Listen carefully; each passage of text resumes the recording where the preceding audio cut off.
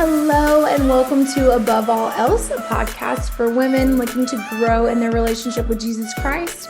I am Brianna Frajowski here with Emily Bird and Jen Kish, and we are going to finish up a conversation that we started a couple of weeks ago. And between then and now, we've had a little bit of some exciting news. So we're going to let Emily share her exciting news. I got permission.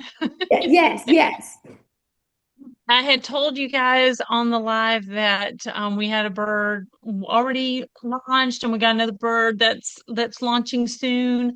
And so I've got two girls that are soon to be married. There's going to be two weddings in the bird family 2025. My Clara is engaged.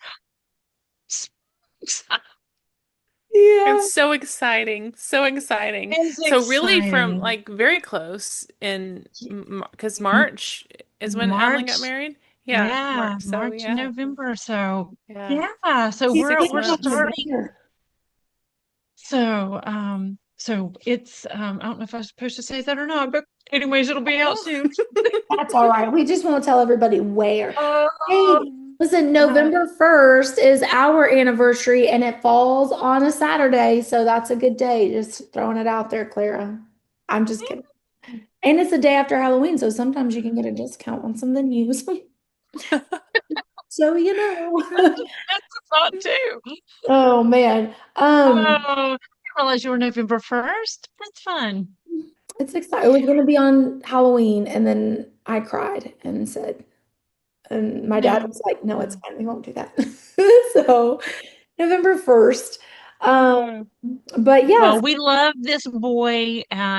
His name is Jay. He's an incredible guy, and we're so excited for them. They will build a beautiful life together. So, Yeah. the Lord has been so very, very faithful. We have prayed for these men since these girls were in the womb, and we've prayed for their parents as they're raising these men up to be Mhm. godly men, solid, who are providers, who are going to love our daughters as Christ loved the church. And um, the Lord has answered. So we got two more that we're still faithfully praying over, and also praying for our girls that they are able to love these men and honor and respect them the way they need to be.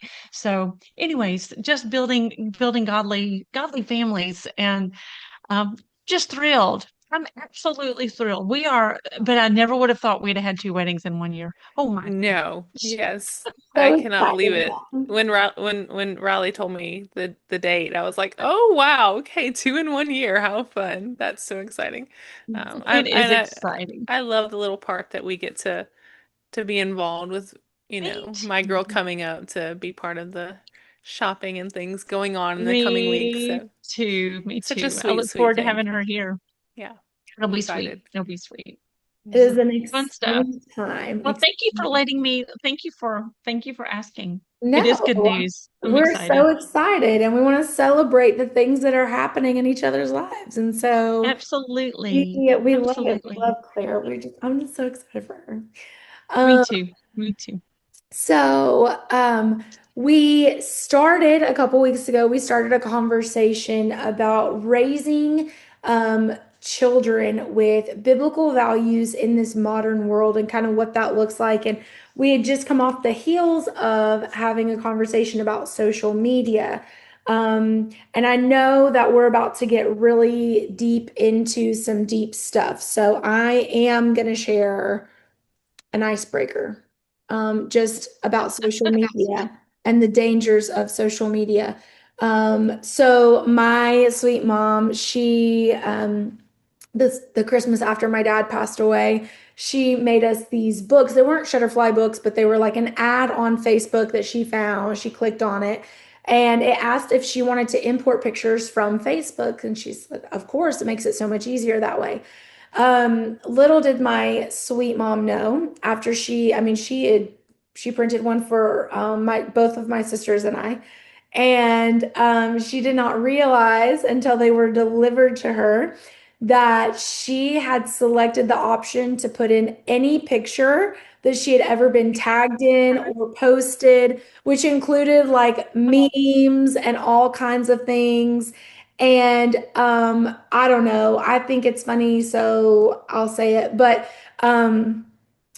like I said, my dad had passed away in August. This was December, and he passed away from a massive heart attack. And one of the memes that my mom had apparently been like tagged in at one point was like recognizing the signs of a heart attack. And so we're, like in tears laughing because this book is hilarious. There's people we don't even know, like these kids who are now full grown adults that are playing on a playground that my mom babysat that are in this book. And I'm like, Mom, you don't even know these kids. And then we see this picture that's like how to recognize the signs of a heart attack. And then we all like start crying because we're like sad because it's our first Christmas without dad, but also like this is such a thing that my dad would have thought was hilarious. And we're like, this is amazing. So integrating social media into websites, third-party websites can be very dangerous. So just be very careful. And maybe don't spend a lot of money on three different books until you look through every single page. So, um, but how do we build these biblical values into our kids at a young age in this modern world? And Jen, you were sharing about one of the things you had mentioned that kind of I have been thinking about a lot lately is that what our kids are exposed to, the things that their friends are exposed to. And so Emily and I were having a conversation about, as a mom who, I work at a Christian school, my children attend a Christian school for 8 hours of the day, my kids could fall prey to whatever it is that their friends are allowed to look at on social media. And it was this, how do we balance that? What does that look like? And um thankfully, our school is very much so like kids are not allowed. Braylee's not even allowed to wear her gizmo watch at school, which is great. I'm totally for like, let's keep the technology away from the kids as long as possible. Um, but I think for us, we have to at home instill in Braylee, like she knows she's not allowed to watch YouTube Kids at all. Like she's not allowed to be on YouTube, but she's not allowed to watch YouTube Kids with her friends, with anyone, unless her teacher is showing something that's on YouTube Kids, which she did tell her teacher one time. I'm not allowed to watch YouTube Kids. And her teacher was like, I think your mom's gonna be okay with this. It was like a phonics video, which I was fine with it. We don't let her mindlessly scroll through on our TV YouTube Kids. And so she, having those boundaries set up so that when her friends say, well, I watch YouTube Kids and I'm allowed to do that, Braylee's very fast to say, well, I'm not allowed to do that. I can't do that. I can't watch that. And so for us, that's one of the practical ways that we fight that battle of for 8 hours a day, they're not in my control. Like I only control what I'm instilling in them throughout the rest of their day, their night, that kind of thing.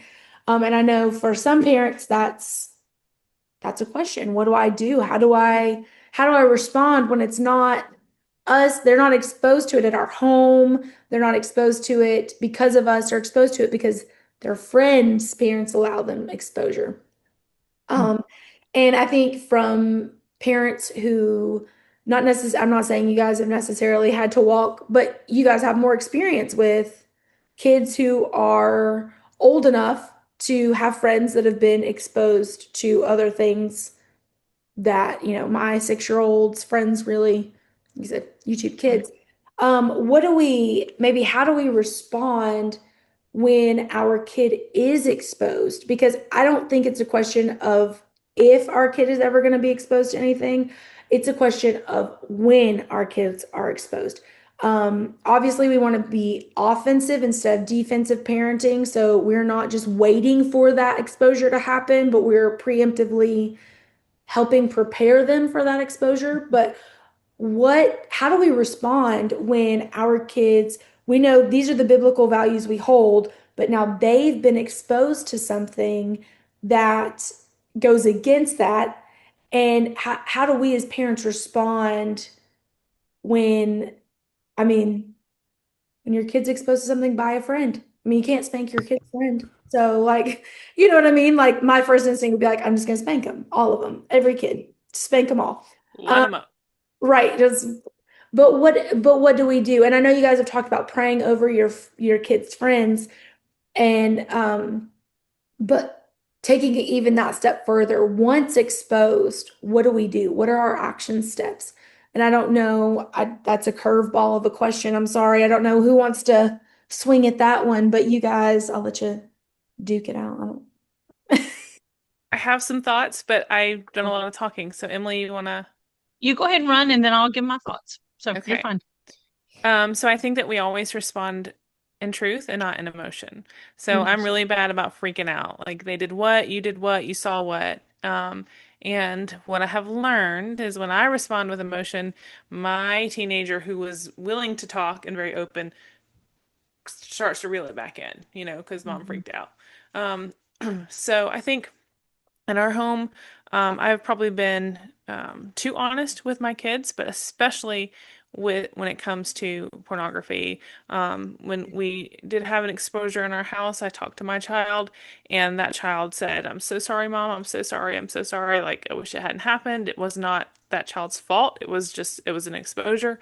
And I said, "Here's the thing I want you to know. The sorry isn't for me. You've not sinned against me. The the Bible is very clear that a sexual sin is a sin against one's own body. So that's between you and the Lord and your future spouse. So I want you to understand that the consequences of this, if continued, what happens if we continue on in these things, is how it affects you. And I'm just real honest. I follow Fight the New Drug is an excellent page for that type of information. There's another one that it'll come to me in a minute, but scientific data backs up what this exposure, and it's not always like it's in the TikTok world. We talk a lot about what our kids are seeing, but who's seeing our kids? When you've got your 13, 14, 15-year-old dancing on the internet, who's watching that? Who is consuming that? Okay, that is terrifying. So not only do we have to be worried about what they're seeing, who is seeing them. So just being very, very honest about how this is going to affect you, mind, body, and soul long term. This doesn't affect you just today. This is something that you will now deal with for the rest of your life. Right. So I think we respond honestly and with as little emotion as possible. Paul David Tripp is one of my, and he gets a hard time, but he's one of my favorite guys. But he says in parenting, you need to be more like an umpire than a coach, or more like a referee than a coach. You cannot play into the emotion. You have to somehow try to say, level-headed, these are the facts, this is the call, this is a foul. You're not like, that's a foul. The referee doesn't act like that. So I think that's a really good practical way to, try to be cool. I'm not the best example all the time. I do sometimes let my emotions run. But that in general, I like to try to remember that practice, be more like a referee than a coach. So that's how we approach those things. Um, and I'm very much the same way.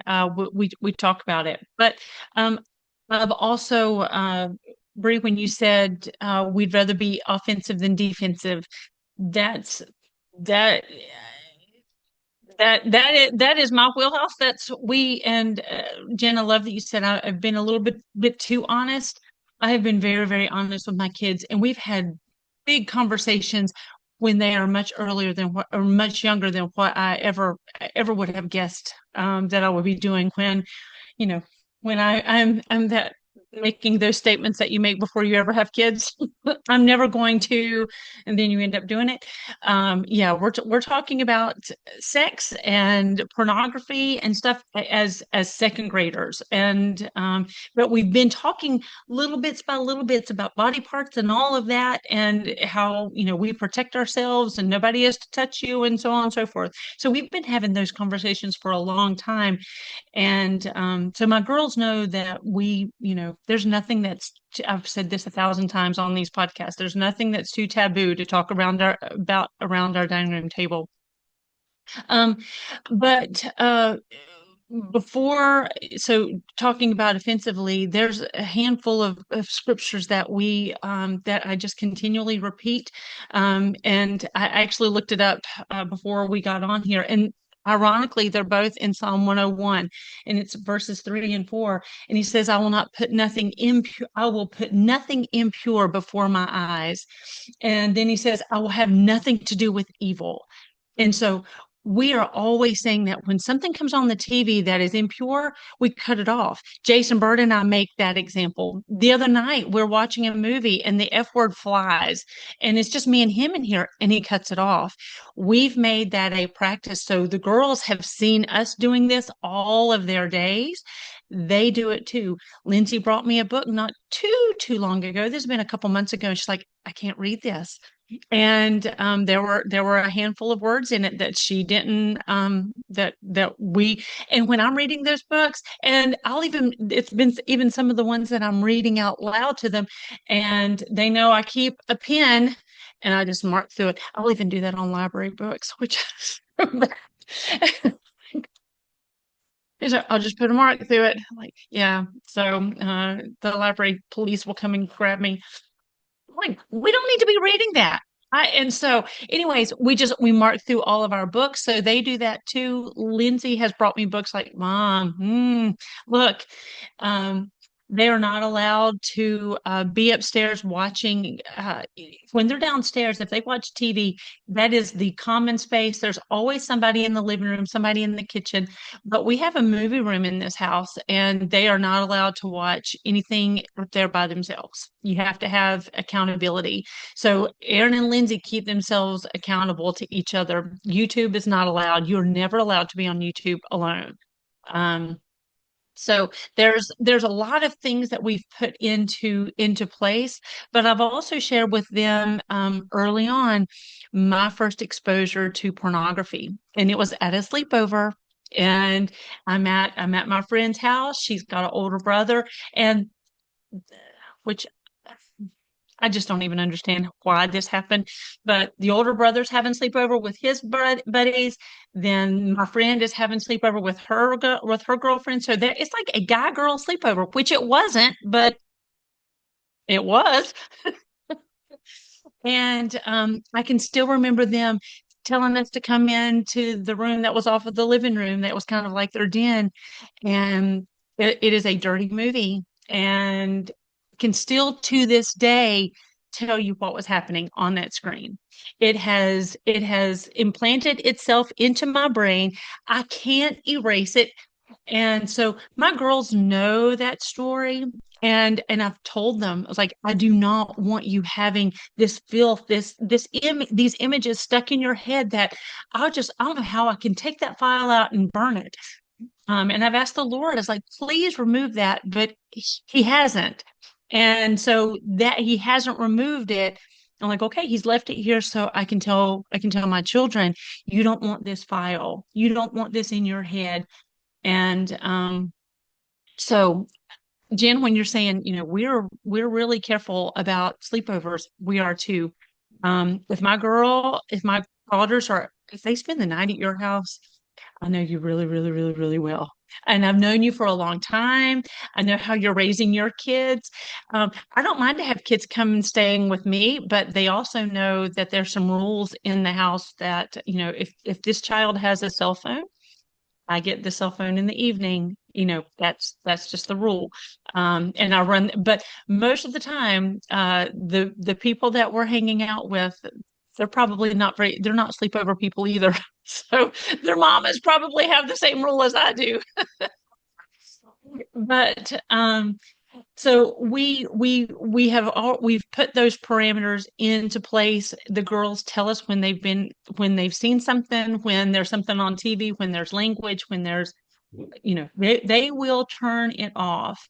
Um, we did have an exposure with one of my children, and there was a lot of shame that came with it. And she was younger, and I just knew that there was a marked difference in her attitude. And it was around Halloween, and I couldn't figure out why, what the change was in my girl.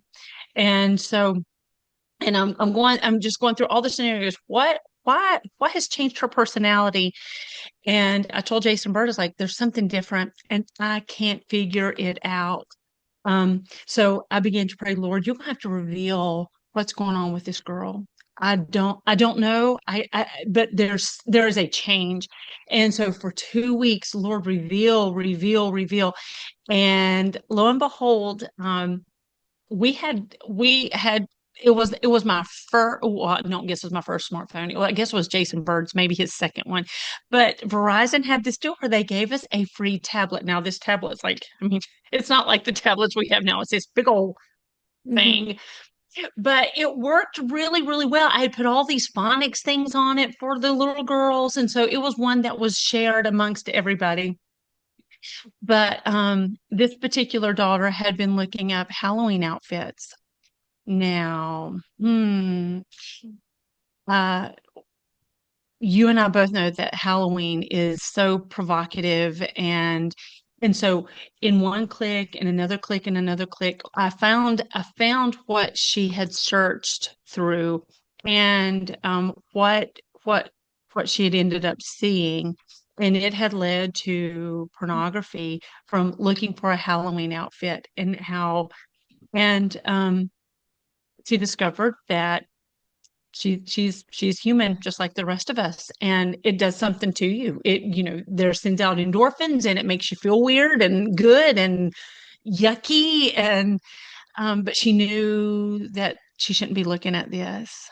And she went back a couple times and looked at it again and again. And so there she is dealing with such shame. And so for those 2 weeks, I'm like, Lord, what is it? You've got to reveal what's going on with this daughter of mine. And then that morning when I picked up that tablet, and I still to this day I can't remember what made me go to the history, but I saw what my daughter had been seeing. And as soon as I walked into her room and I held up the tablet, the tears, oh, it was the tears just rolled. And she was so shameful, but she was so glad and thanked me for coming and approaching her, and Mm. was so glad to get this off of her chest. And we've I won't tell you that that was our last times dealing with this. We've talked about it many, many times. And I will say she flees from it. She flees from it now. But it made such a hard, it was such a hard lesson and such a hard impact of, like, it's that file that you can't get rid of. Yeah. It's that file you can't get rid of. And I hate that it does that to us. But she is very, very, very protective of her sisters. And so I'm not glad that any of that happened, but I'm also glad at what she's learned through it, and how she will speak about it to other young girls. Yeah. So the Lord, you know how he makes all things new, and he works all things for good, and he's working a really hard thing that happened when she was younger for good. And I would tell you, we have the rules in this house. It's not like I'm just letting her go willy-nilly. It will find your children. So be offensive, talk about it, tell them, okay, this is what we do. As soon as it comes on, Bathsheba, she's up on the roof. David sees her. There was no sin at first, but you know what? He didn't look away.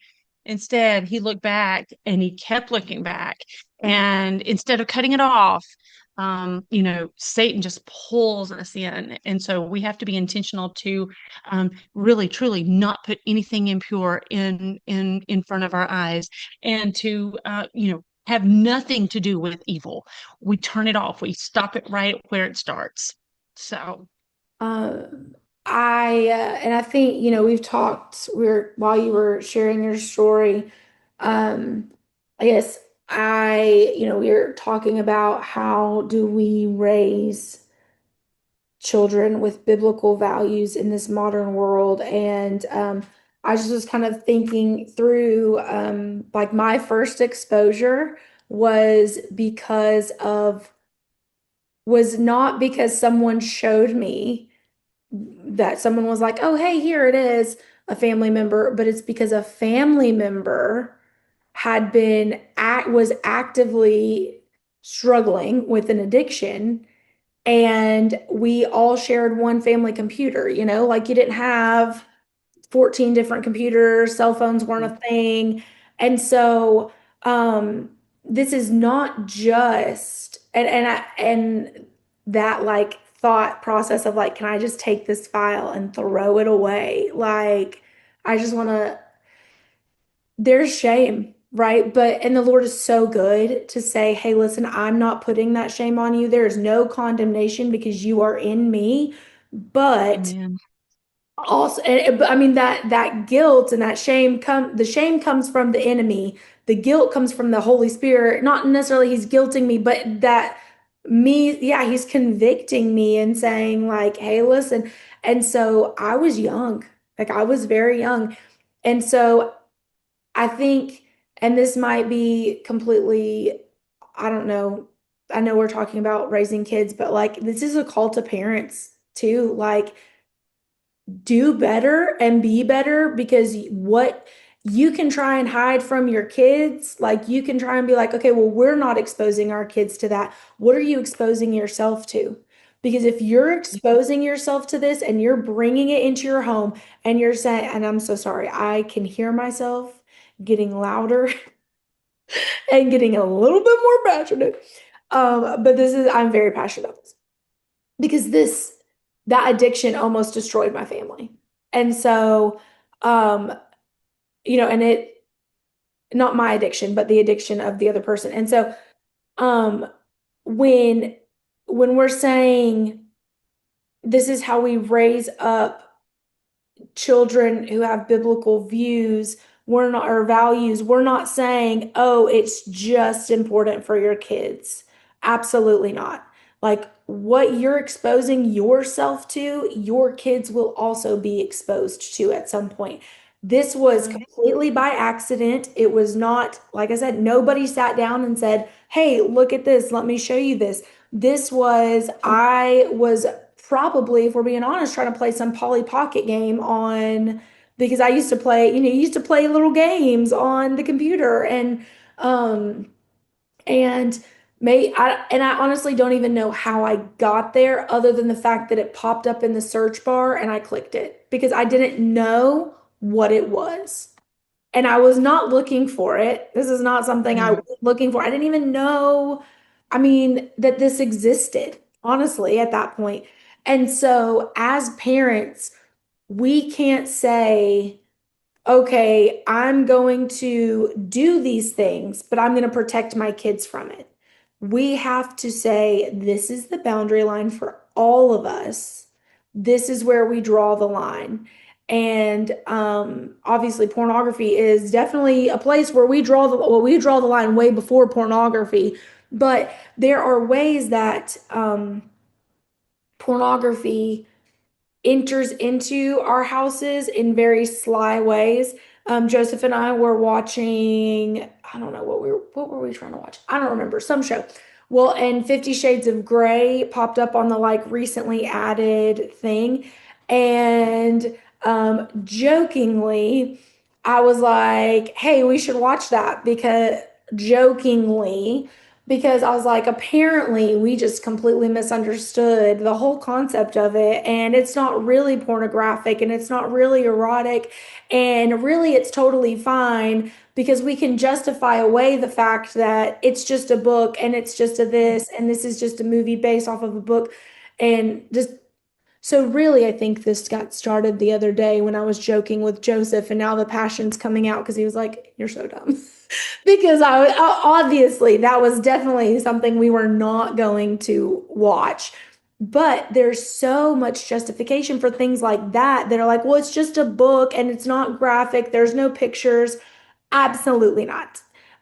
It's called erotic literature for a purpose, and it will do the same thing. It will ignite the same endorphins, and you feel better about yourself because it's not in this category, but it is. It's just more legal because there's not naked people on the front cover. Sorry. Mm. That's extremely frustrating for me. I remember when it first came out and I started speaking out against it. I actually had a girl leave my Bible study because I spoke out against it. She's like, "It's not a big deal." And I'm like, "Look, this is where I draw the line. Like, I don't care what the culture is telling you about these things. It infuriates me because that is the enemy and that is a backdoor that he has found to make, just smooth it over. This is fine. Everyone's reading this, it's just like when you're in high school, and I don't know if this is true, but I've always heard whatever we do in moderation, our children will do in excess. And so I think that is something that we need to be careful of too. I think that can be positive or negative, but if it's negative, I think the example that was given to me was about alcohol. If you drink alcohol in moderation, your kids will probably drink it in excess. And so I think that what you've hit on, Bria, is so important for us to remember. The Bible says to abstain from the appearance of evil. So Mhm. we don't want to have any appearance of evil to cause our younger brother, our children, to stumble. So we have to be very cautious to what standard we're holding ourselves to. And I think we have to be real no nonsense about it. I'm not afraid to be a prude. I'm not afraid for you to think I'm from the 1900s. I am. And this is the way that we're going to live in this house because as for me and my house, we will serve the Lord. So, Amen. Look, she just said, get it, girl, get it. Yeah, sorry. And I know that that was a little bit different than the way we had taken it, but I feel that there's just sometimes we justify things as adults. Oh, I'm an adult, I can handle it. No, you cannot handle sin. Sorry. Mhm. Jesus was literally the only one who took all of that on himself because he's the only one who could handle all of it. Um, I I just love. Anyway, this has been a great conversation. It's been absolutely wonderful, and I know that there's obviously more things that we could say, but I think we have tied it up in a way that's like if we want to raise kids with biblical values in a modern world, we have to set boundaries. I think would be like point one is like, you know what, practicality, we set boundaries. And one of the things that you said, Jen, you were talking about Paul Tripp, and he says in one of his books that I finished a couple months ago is to be an ambassador, not an owner. And so we have to be ambassadors and realize that our job is to make our children ambassadors of Jesus Christ. That's what they are. They are not, we do not own them. They are Mhm. ambassadors. And so everything we do stems from that idea that we set boundaries because our kids can't, and we want them to be good ambassadors of Jesus Christ. And then, they're going to be exposed to things that you allow in your home. Watch what you allow in your home. Don't allow, if you allow trash in your home, trash is going to get into your kids, and that's unfortunate, but that's the choice that you've made if that's what you have chosen to allow in your home. Um, Responding So, without emotion was one of the things you said. I think, I'm sorry, I bullet pointed because I was like, how do we summarize this? We summarize it in we set boundaries.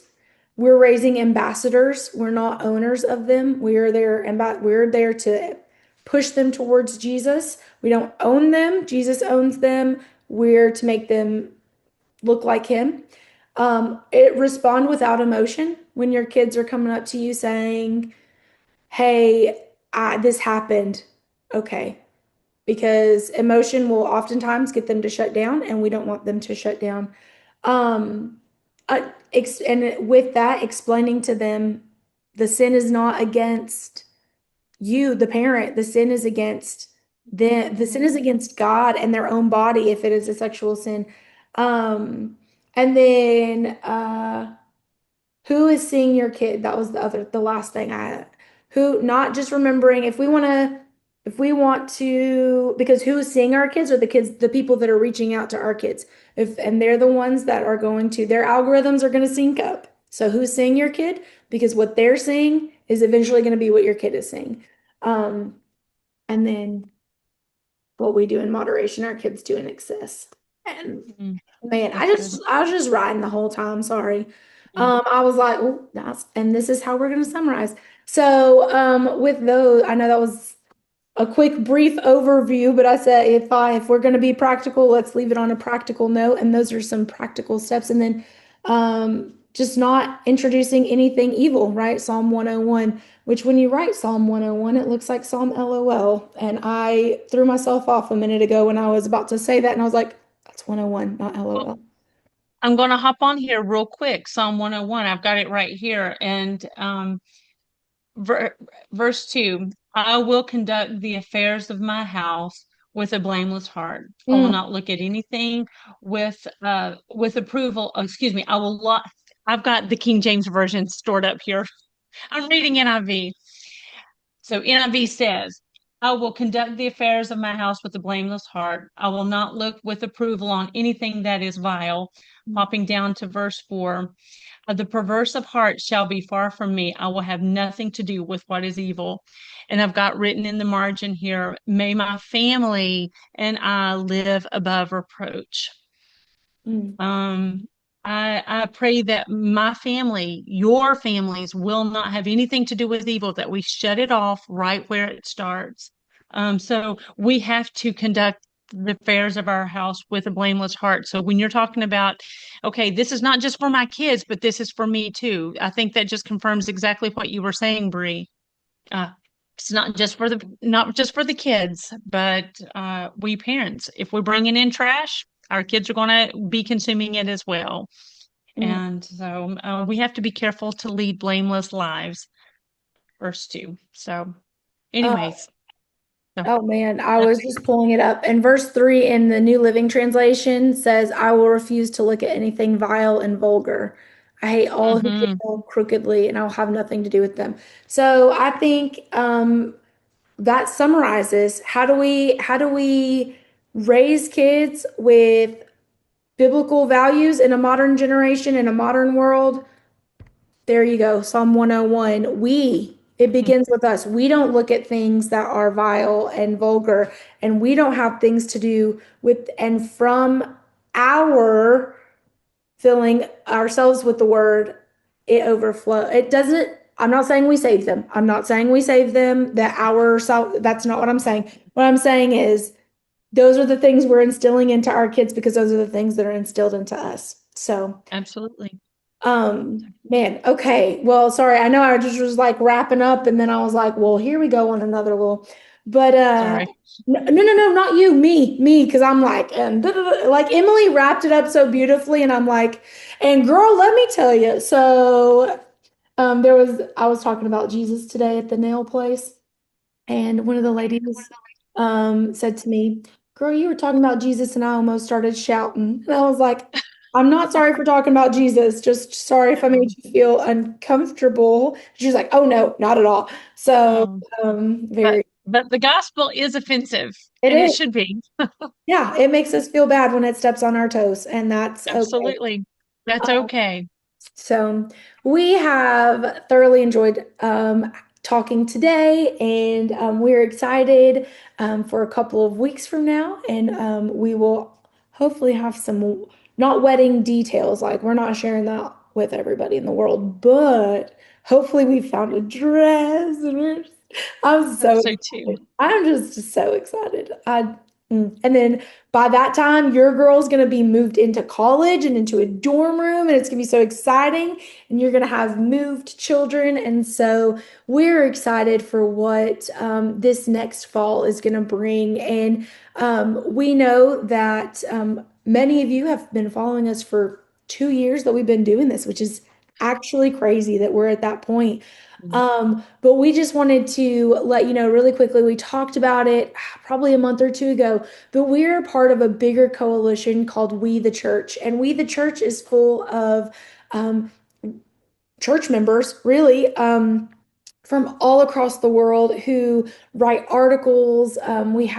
There's one author that writes articles based specifically for military families because that's where she is right now, and she's a military wife. And then Jen and Emily and I all write on the site as well as so many other people that aren't us. And so if you are ever looking for a resource for parenting, pastoring, I don't know, like men, if you're listening, pastoring, we have a brand new sister podcast called Holy Rooted, and they are going to be on there as well. They are lending their voice about wellness and holiness, and what does the Bible say about that, spiritually being well. And so if you want to check us all out, we're at We the Church, and I will link the link tree URL, into the comments below or into the description. And that way you guys can find us, because there are so many more resources available, and we want to be able to expose you to anything biblically that you might be seeking counsel on. So we're excited for that. Sorry, that was a long plug, but we're just excited. It's an exciting time. I don't know. It's just exciting. So we will see you guys again in 2 weeks, and have a fabulous rest of your August.